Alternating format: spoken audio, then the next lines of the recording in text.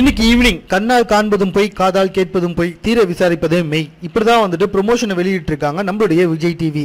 இந்த ப்ரொமோஷன்ல நம்மளுடைய கமலஹாசன் என்ன சொல்ல வராரு அப்படின்றத இதற்கு முந்தைய வீடியோல நம்ம சேனல்லேயே போட்டிருக்கோம். ஆனா இதே ப்ரொமோஷன்ல நமிதாவுக்கு என்ன நடக்க போகுது அப்படின்ற விஷயத்தையும் கொஞ்சம் உன்னிப்பா நம்ம கவனிக்க வேண்டியிருக்குங்க. அதாவது கடந்த சில வாரங்களாகவே நமிதா செய்து கொண்டிருக்கும் விஷயங்கள் எல்லாமே நமக்கு ஓரளவுல முகம் சுளிக்க வைப்ப இருப்பதாக தான் இன்னும் வந்துட்டு இருக்கு. அதுவும் அவங்க நேற்று செஞ்ச விஷயம் இருக்கு கொஞ்சம் நஞ்சம் கிடையாதுங்க.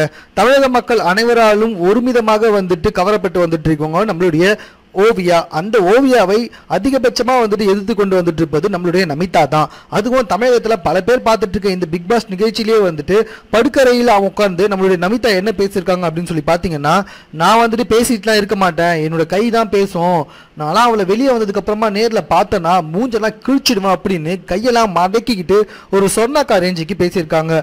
அது மட்டும் கிடையாதுங்க. அதுக்கப்புறமா வந்துட்டு ஓவியா வந்துட்டு ஒரு சாதாரண விஷயத்துக்கு தான் வந்துட்டு கக்கூசை கழுவ மாட்டேன்னு சொல்லி சொன்னாங்க.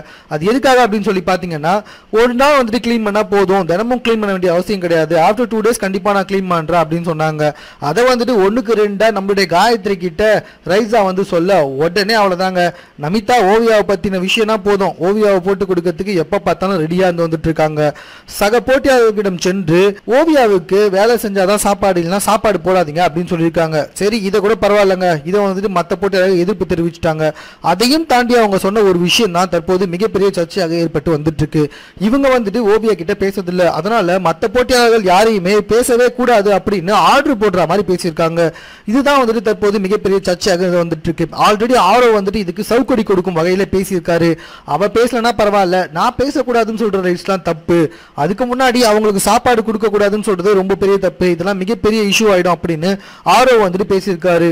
ஸ்நேகனும் இதுக்கு அவங்களுடைய கருத்தை தெரிவிச்சிருக்காரு. ஆமா, நமிதா மேம் பேசுறது தப்பு தான்ட்டு. இதற்கு நடுவுல இன்னைக்கு நம்மளுடைய பிக் பாஸ் நிகழ்ச்சியில கமலஹாசன் சார் பேசும்போது இது குறித்து கண்டிப்பா நமிதாவை லெஃப்ட் அண்ட் ரைட் வாங்க போறாரு அப்படின்றது மட்டும் நல்லா தெளிவா தெரியுதுங்க. ஏன்னா ஓவியா கிட்ட வந்துட்டு இவங்க சண்டை போட்டா சரி, மற்றவங்க கூடயும் வந்துட்டு பயங்கரமா தூண்டி விட்டுறது, ஓவியா கூட யாரையும் பேச விடாம பண்றது, ஓவியாவுக்கு சாப்பாடு போடக்கூடாதுன்னு சொல்றது, ஓவியா வந்துட்டு வெளியே வந்தா பார்த்து அடிப்பேன்னு சொல்றது ரொம்ப பெரிய தவறு. ஒரு நிகழ்ச்சியில இருக்க வரைக்கும் பரவாயில்லங்க, இதுக்கப்புறமா ஓவியா வெளியே வந்ததுக்கு அப்புறமா ஓவியாவுக்கு ஏதாவது சின்ன கேள்வி இருந்தா கூட நமிதா மேல தான் எல்லாருக்கும் டவுட் வரும். ஏன்னா அவங்க ரொம்பவே ஓப்பனா ஸ்டேட்மெண்ட்டே கொடுத்துருக்காங்க, ஓவியாவை நான் வெளியே பார்த்தீங்கன்னா கண்டிப்பா அவளோட மூஞ்செல்லாம் வந்துட்டு கிராஷ் பண்ணிடுவான் அப்படின்னு சொல்லிட்டு.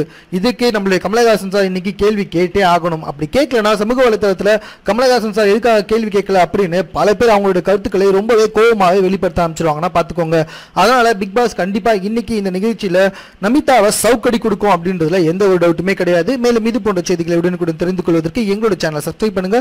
இந்த வீடியோ பிடிச்சிருந்தா லைக் பண்ணுங்க, உங்க கமெண்ட் எதுவாக இருந்தாலும் ஓகே எங்க கூட ஷேர் பண்ணிக்கோங்க.